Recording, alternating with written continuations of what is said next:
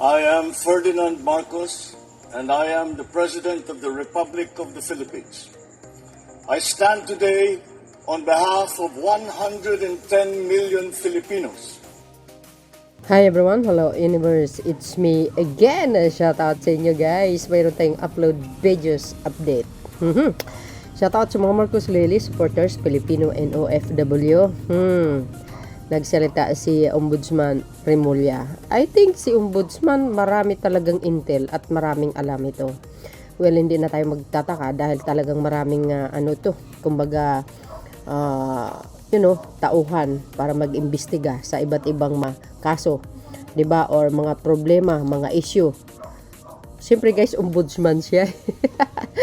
So dahil dito mga kababayan, ang karamihan sa atin, hindi lang karamihan, mostly di mamayang Pilipinos.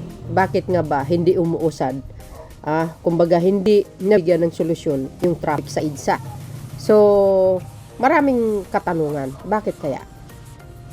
May problema sa right of ways? Or may problema ba sa mga namumuno? Well, ang sabi po dito mga kababayan, basahin po natin para kompleto detalyado. Sabi po dito ng Billionaire News Channel, March 2, 2026. Remulla accuses Nancy Binay of blocking project to ease EDSA traffic. You see guys? Alin ang may problema? Sabi po dito, tuloy, para kumpleto detalyado. Sabi dito guys, speaking on his radio program, executive session on Saturday, Remulla cited a proposal to construct an elevated connector along Buendia Avenue that would directly link EDSA to Skyway Stage 3. The project, he said, is designed to decongest EDSA by allowing motorists to bypass one of Metro Manila major choke point.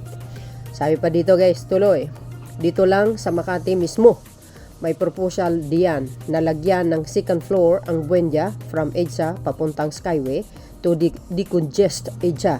Lagyan mo ng connection ang Skyway to EDSA and EDSA Skyway connection, Remulla said during the broadcast.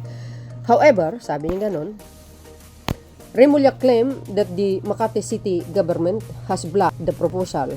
Ayun ang mahirap guys Paano mo masolusyonan ang problema kung mismo ang local government ang humarang nito? Paano makausad or masolusyonan ang problema sa traffic? 'Di ba? Bakit nga ba kumbaga bakit hinarangan ni Mayor Binay? Ano naman ang problema doon? Kung maganda ba naman ang outcome itong proyekto na ito, 'di ba? Di ba much better 'yon para makakatulong? Hinaharang ni Nancy Binay, ayaw ni Nancy Binay, gusto daw niya magtanim ng puno. Agoy. Ano ba 'yan? Ang tindi nito, guys. Ganito yung mga tao, magaling mag-akusa. So, ibig sabihin, malakas ang ebidensya. Ibig sabihin dito ay may sapat na batayan, 'di ba? Kaya hindi naman basta-basta magsalita si ombudsman parang pag walang sapat na batayan. Ayan. Naloko na. Hinarang ni Nancy Binay. Ayaw ni Nancy Binay. Gusto daw niya magtanim ng puno. Hindi kaya naloka. He said, alleging that the mayor rejected the project in favor of tree planting plants within the area. Aba Ang alam ko pag tree planting, 'di ba, sa may gilid 'yun. Ano bang connection para sa proyekto na lagyan ng second floor? Oh my god. 'Di ba? Hindi kayo naloka. So ibig sabihin doon sa second floor magtanim na nga tree planting. Nako po. Antindi nito. Ay, nako, ito ang problema, 'di ba, guys? Gusto mong solusyonin, ayusin ang problema ng bansa sa bawat lugar. Kung mayroong humaharang, wala din. Sino mas kawawa? Di yung mga kababayan natin na mga kapwa Pilipino. Di ba?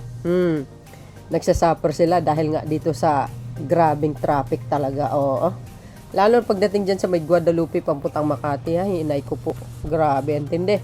Remulla did not provide specific documents during the program but asserted that all necessary permits for the infrastructure project have already been secured except for Makati approval. Agay.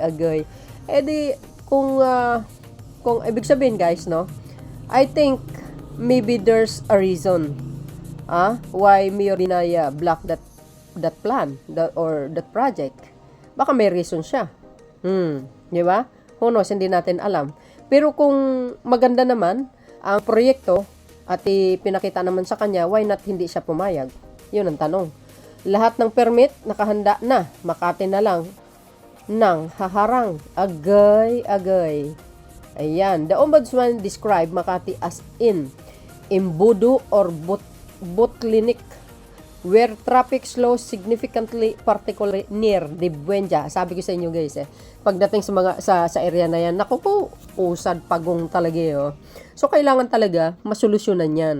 Ngayon, bakit hindi po pwede ba mag-usap ang national government at ang local government ng Makati para maayos 'yan kaysa naman magbabangayan sa social media? O ano ba ang problema ni Mayor? Bakit hinarangan niya? Mayroon bang matatamaan? Kung mayroon man, why not i-fix nila yun para maayos, di ba? Nang sa ganun, pag ito'y ginawa, itong proyekta na ito, malaki ang maitutulong yan. Sabi po dito, the Ombudsman describe Makati as an embudo. Naku, embudo talaga. Tama naman yun. Tingnan nyo guys, ang area na yan, pag sa araw-araw, traffic, parang embudo nga. Di ba? Oh, pag wala kang pamaypay, patay, lagot ka, papawisin ka talaga. Unless lang, pag nakakotse ka, naka-aircon, okay lang yun, kahit may traffic. Wala, sige. Sabi dito Skyway area, ayan, nandito na tayo sa Skyway area. Ayan Skyway area, according to him, the proposed elevated connector would help redistribute, diba, vehicle flow and reduce congestion build up, especially during peak hours. O yun naman pala, bakit naman ganyan, Mayor? Hindi kayo pumayag, o, diba? Diba, ang tagal ng problema yan? Dekada na yan, hindi, kahit kailan, hindi yata lumuluwag ang mga sasakyan dyan sa area na yan. Laging grabe talaga ang traffic papuntang Makati. Naiko po, dapat yan, pag may trabaho ka sa Makati, 3 hours advance. Galing ka sa bahay mo. Kasi pag naabutan ka ng traffic, maabutin ka ng siyam-siyam para hindi ka malit. Ang Makati, dapat kayang i-bypass yan. Kasi lahat ng traffic bumabagal pagdating ng Makati. Correct! Totoo yun, guys. Siyempre, laking Maynila tayo. Kaya alam po natin, araw-araw ka dumaan, grabe ang traffic. While Remulla did not name the specific project proponent, he appeared to be referring to a proposed Buendia extension that could link into the broader expressway network, including the connection associated with the Skyway system. Talaga, grabe naman yun. Siguro guys, may dahilan. Pwede naman siguro pag-usapan ni Mayor yan at saka ang local government, ang national, di ba? Para nang maayos. Malaking maitutulong yan guys pag matuloy yung project na yan. Kung yan naman ang nakakatulong talaga, I think yes.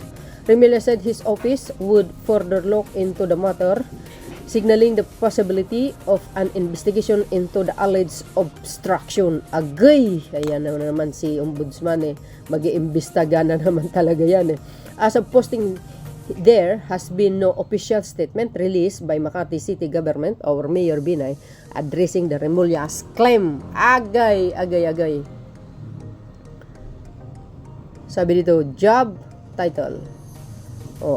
Agawin na ba ang Makati ng taga Cavite ang layo naman ng utak nito. Walang masyadong mapurol. Di ba? Ano ba ang role ni Remulla? Di ba ombudsman yan? Taga-imbestiga sa mga anomalya. Kayo naman Wow, ombudsman meddling in a project. Di ba? Pag may problem, di ba guys, may problema ang isang local government pag may issue, mag-file ng complaint, di ba sa ombudsman din ang punta? O, di ba? So, yun, mga kababayan.